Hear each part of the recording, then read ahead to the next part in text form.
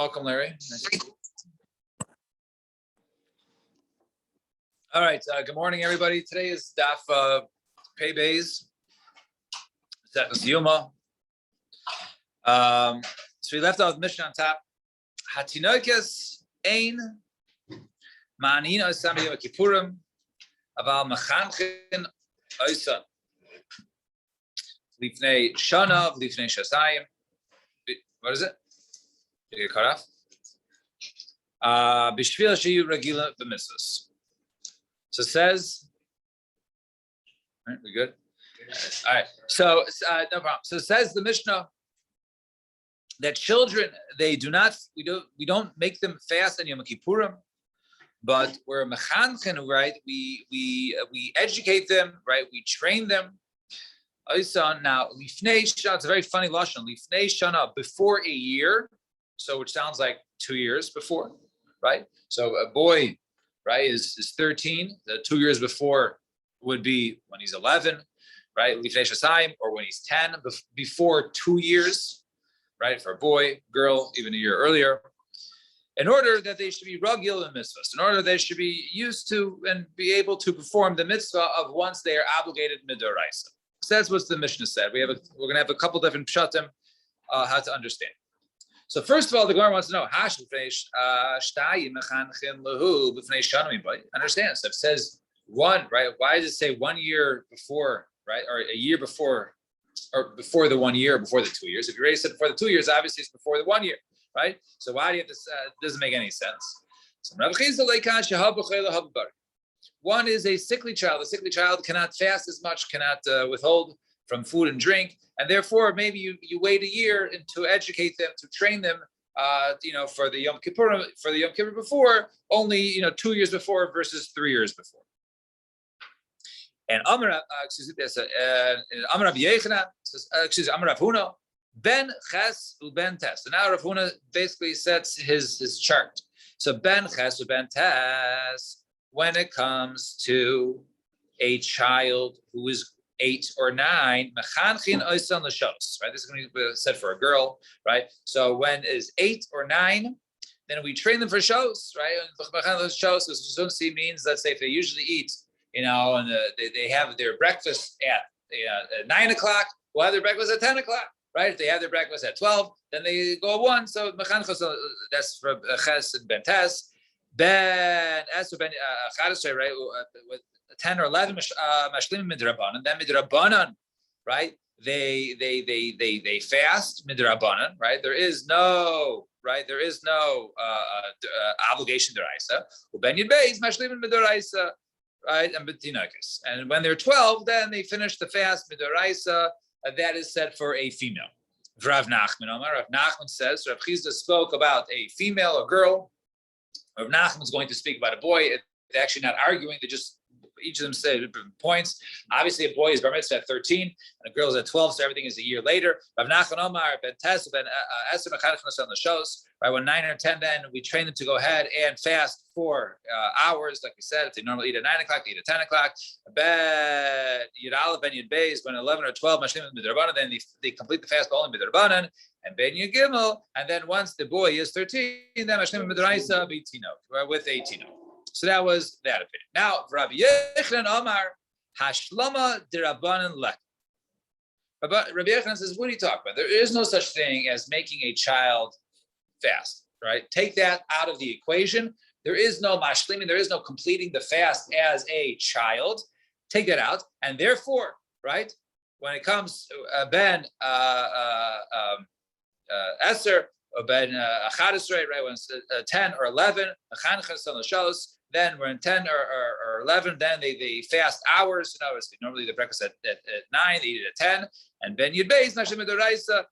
And therefore, when she's 12, then she finishes deraisa. So basically, take off 2 years that you just said. This is a girl. Ben. Yud Beis. Right. And he used Ben the first time too. Yeah. The whole thing says Ben. Right.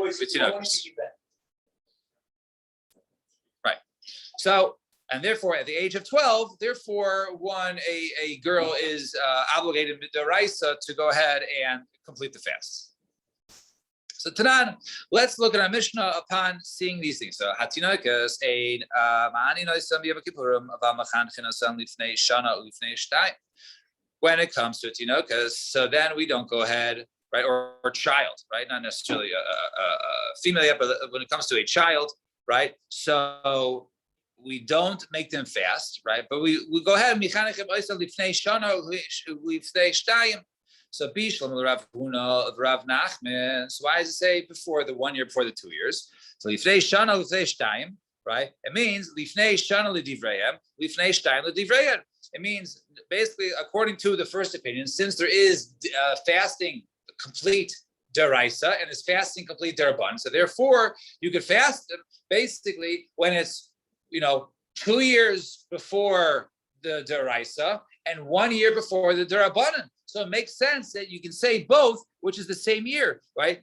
Before year or either 1 year before or 2 years before. Yes, if you fast now, let's say when a boy is 11, or right, so that's 1 year before he has to fast midrabanan, and 2 years before he has to fast deraisa, right? So it can make sense to have the double ashram because there is an obligation to complete the fast on the deraisa level and a derabanan level, according to the first opinions we saw, which was Rav Huna and Rav Nachman.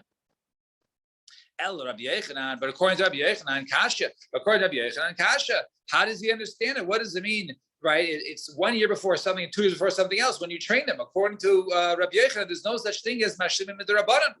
So Rabbi Yechanan, my shana oshtayim.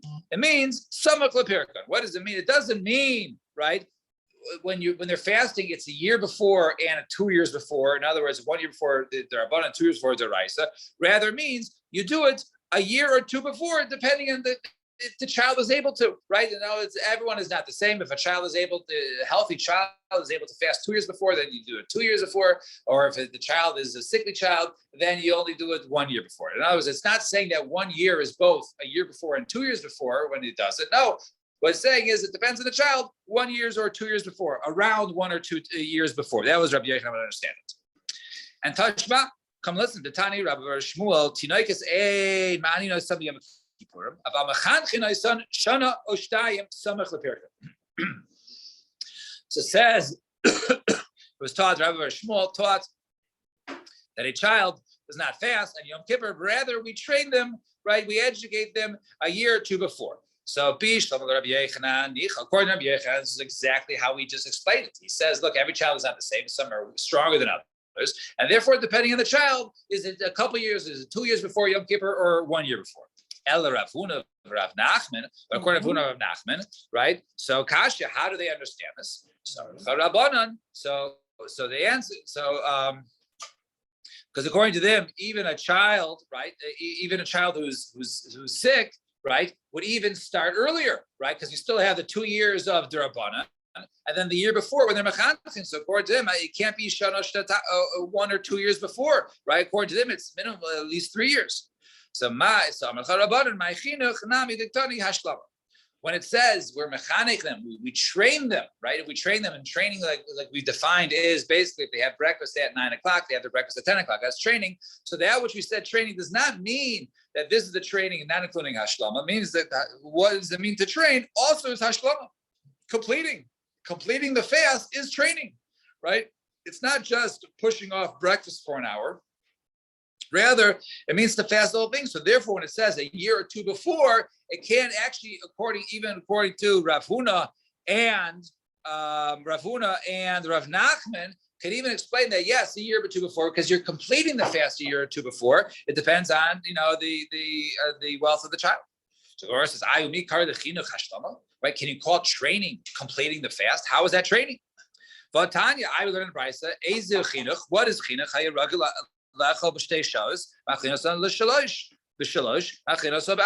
What is chinuch, right? Chinuch is defined to train, right? To educate. For fasting, it means the child normally eats in the second hour, they eat in the third hour of the day. If normally in the third hour, they eat in the fourth hour. That's what it means. So how could you call hashlama, right? Fasting, completing the fast as quote unquote chinuch. So Amar Rav Barula Trey Chinuchei Happy. There's two types of chinuch. One is that we're defining is one type of chinuch is where we basically push off their meals, and another way of training is for them to go ahead and actually complete the fast, but not when they're biblically obligated, but rather only midrabanan. Fine. Mishnah. Naya Mishnah. Ubra shericha machilon oisan osa ad sheteshev nafsha. A woman who is pregnant, right, and she has all of a sudden a certain smell, right, and she desires a smell, and she needs to go ahead and eat, right? Then we feed her until she's settled, satiated, right? Or until she's sort of settled. She's mentally, physically settled. Chayla, and a person who's sick, ma'achilin oiso al pi bekin. Right? We go ahead and we feed him based upon the doctor's orders, experts. Fauci, right? Experts. And if there is no doctor, there's no doctor in the house, then then we trust the sick person to say, I need this or I don't need this, and okay, I'll have this, and once they have that, I'm done. Therefore, we trust the person. So if there is no expert, there is no doctor, then we trust the chayla himself. Is the keen equivalent to doctor? Is it the same? Yeah, so Bikini usually means the experts, right? So I assume not necessarily a doctor, or is it just otherwise why not use the word? Right. So right. I mean, Rashi says right. If two, it says Bikini, which is plural. So Rashi says, right, if two doctors, right, Rashi uses the word rofim, right? So Rashi says if two doctors say that he needs to eat, it's dangerous if he doesn't eat, then then he has to eat, right? Does it have to be multiple bikinis? Right. So, right. So he says it right. So he goes, upon the word of the Mishnah, bikin, right? Which is plural, right? Doctors, right? So according to Rashi, right? He's jumping on the word. It's not just machinos al pi baki, right? It says bikin. So therefore, it would have to be two doctors or two experts. So yeah. So Rashi is really saying two things. It has to be two, right? And it has to be a rofim, right? Your article brings the run that says what's it called? The reason it says the key into a rofim is because to teach you because machlokas between two doctors, you go by the baki of them. I see. Okay, very good. That's the run. So Tana Rabbanan, Ubra Shericha Basar Kodesh. You have a woman, right? She smells a certain cooked meat, and she needs to eat the meat right away. I need it. I'm gonna die if I don't have it. Cravings, very strong cravings. So basar kodesh, something which is hektish, right, which is forbidden for her to eat, or basar chazir, or even pork, right, not kosher meat. Teichvin la, kush berotev, manichin la al pia. So you go ahead and basically maybe go ahead and dip something, right, into the rotev, into the sauce, right. And put it on her lips. Maybe that, just for her getting the flavor, right? Getting a bit of the flavor will appease her, right? We'll say, okay, now she got her, her cravings out. Even if her mind is settled and says, they hit the spot, then good. Then we give her even, right, the sauce or the gravy itself. And if that settles her mutaf, that's great. If not, then we feed her the fat itself, the part of itself that came from the basar kodesh or the basar chazir. Because there is nothing that stands before saving life, except for three things, the three cardinal sins, right, that do stand before pikuach nefesh. And normally we do anything to save a person. However, when it comes to violating these three averas, then in other words, you have to go ahead and violate the avera by eating chazir, right, or eating hektish. So then you violate it to save a life. However, these three averas, right, person says I need to go ahead and worship an idol, or I'm going to die. Better to die than worship idols, than gila rayas, or forbidden relations, and shvichas damim, or killing somebody else. How is a lady's craving, which is not rational? Right? How is that pikuach nefesh? You ever heard someone go? Well, I mean, right? We're. That's why I'm asking. It could be right something. It could be something which is so. Yeah. true. Yeah. For the husband. Yeah. It's good. So that's and the Gemara points out. I mean, we're saying that they can violate Yom Kippurim, they can violate eating hektish, they can violate eating basar chazer if they can go to the point of to that point of where they have if they if they're the point where they need it, then we allow them to go ahead and and violate. So says the Gemara, avodah zara, right?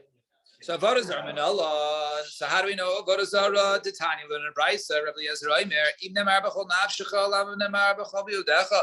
It says we say in the Shema every day. It says you have to love Hashem with all your nefesh, with all your soul, right, and all miodecha, right, and all your possessions. So v'im nemar. So it says b'chol nafshecha, lav nemar b'chol. So it says you have to love it with all your soul. Why say all your possessions? V'im nemar b'chol miodecha, all your possessions. Lav nemar b'chol nafshecha. So why? So why does it say both modecha and nashcha? So if you have somebody, which most people, right, who value their life more than their money, so the kachnemar b'chol nashcha. Therefore, it says b'chol nashcha. You have to love Hashem, right, with all your soul. You have to give up. In other words, loving Hashem is number one, right, and then number two is your life. But if it comes to violating loving Hashem, i.e., worshiping not Hashem, worshiping idols, so then one has to give up b'chol nafsho, give up his soul. And if someone whose possessions are more chavit to him than his own life, even such a person, right, he has to give up all his possessions before not loving Hashem, i.e., before violating avodah zarah. So that was avodah zarah.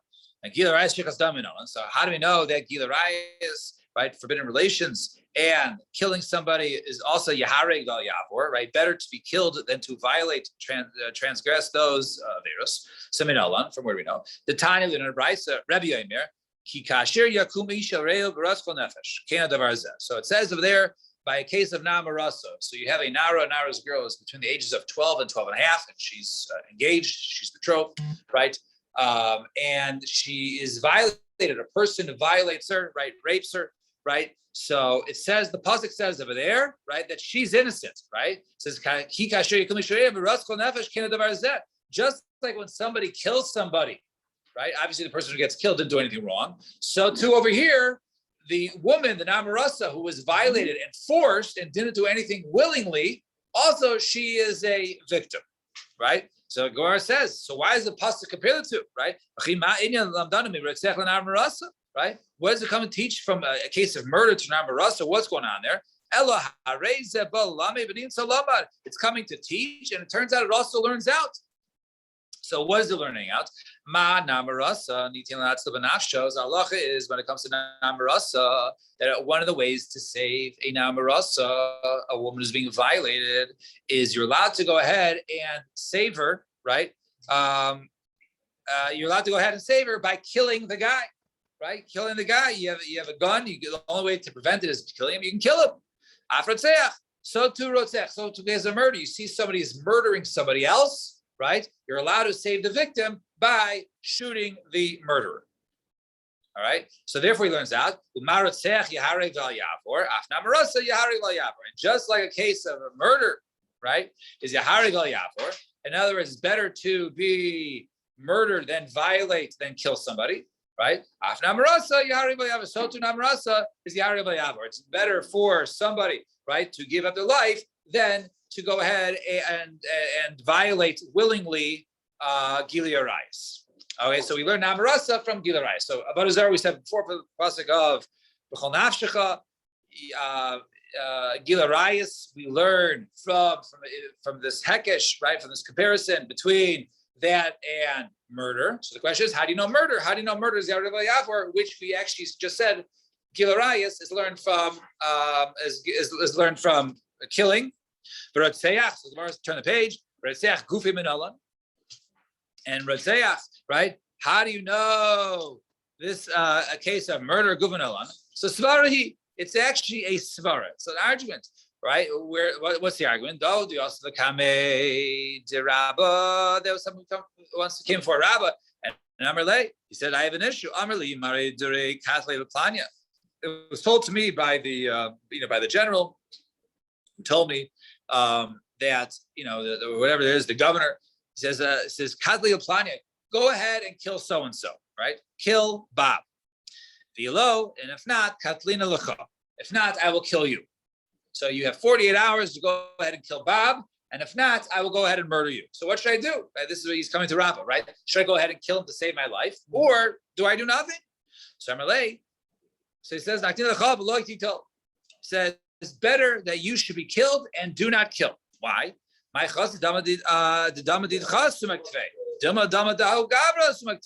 Who says your blood is redder than his? In other words, why are you more important to take somebody else's life? Therefore, you have no right. So since you have no right to say, hey, if my life is more value, if my life is known to be better, okay, so then the better one you should say. But there is no right. Who says your blood is redder than the other? Therefore, you don't have a right to go ahead and murder. And therefore, it's better you don't act upon it. So we see a case over here. It's better, right, to give up one's life than to murder. So we see that Rotzeach is Yahareg Val Yavor. So to Navarasa, which is learned from there through that previous comparison, is also Yahareg Val Yavor. And how Ubra the Archa Asakame the Rebbe. So one time there was a woman who she smelled reach, right? She smelled food, and she needed to go ahead and eat in Yom Kippurim. So Asakame the Rebbe. So he came for a Rebbe. What should we do? So Amarlu. Zila lechushala dima kippurim. Go ahead and whisper in her ear, reminder it's Yom Kippur. Lechushala, right? So they whispered her ve'ilchsha, all right, and then she was appeased, right? So they told her, and then she was appeased, and basically her mind was settled. She no longer had those very, very strong cravings. So Karela, so he said about this woman, Beterem artzacha bebetan yadticha, right? It was already known in your womb. In other words, already that the fetus, right, hearing the whispering that she heard, right, was her innards, right, the child that she was carrying basically heard the whisper, and the child knew. And nafik mina Rabbi Yechanan. And who was this baby? Who was she pregnant with? So this was the mother of Rabbi Yechanan. And because you see that basically Rabbi Yechanan already from a young age, i.e. when he was still inside his mother, he already was was special. And similarly, or the Talmud Chacham, right? A gadol. So Ubra the Archa, once again, there was another pregnant woman who was also smelling, also coming to Rabbi Chanina. So what should we do? Go ahead and whisper in her ear. And so they whisper in her ear, and she says, "No, I need to eat it." So they said about her, right? Zoru Rishayim Mirechem, right? That the Rishayim, the wicked ones, are planted from their womb, right? In other words, the child was basically wicked from the womb. And who was this child? Nafek Mina Shabsai Otzer Peri. This was Shabsai Otzer Peri. His name was Shabsai. He used to go ahead and basically hoard the markets. He would gather all the stuff in the markets. He would manipulate the markets, taking all the supplies, and therefore there was a large demand, and therefore he would raise the prices on everybody, and this was not a good thing, and his name was Shabsai. All right, we'll stop here. Basar Chazir for. If that happens, you're gonna have a bad kid. I mean, Well, not a bad kid. It's opposite. It was the opposite. It was the kid who basically changed the mother. It wasn't that the feeding caused the bad. It was that because it was good or bad caused the mother whether she wants to eat or not. All right, stop. It's a Sunday, Mitzvah Hashem, 6:45. Yeah, I'll take it.